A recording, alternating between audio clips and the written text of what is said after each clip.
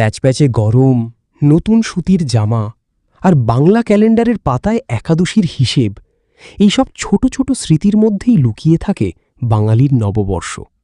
আর ঠিক এই আবেগকেই ছুঁয়ে গেলেন অভিনেতা সৌরভ চক্রবর্তী তাঁর সাম্প্রতিক পোস্টে।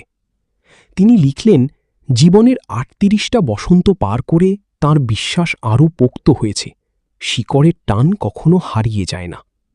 এই কথার মধ্যেই যেন ধরা পড়ে এক গভীর উপলব্ধি, এক পরিণত মন। কিন্তু শুধু এই লেখাই নয়, নেটিজেনদের নজর কাড়ল পোস্টের সঙ্গে থাকা একটি ছবি। সেখানে সৌরভের পাশে মিষ্টি হাসিতে ধরা দিয়েছেন শুভস্মিতা মুখোপাধ্যায়। লাল পেড়ে শাড়িতে শুভস্মিতা আর পাশে পাঞ্জাবিতে সৌরভ। ছবিটা যেন এক নিখুঁত ফ্রেম। অনেকেই বলছেন এটা শুধু বন্ধুত্ব নয়, এর মধ্যে আছে অন্যরকম এক উষ্ণতা। বসন্ত শব্দটা নিয়েও শুরু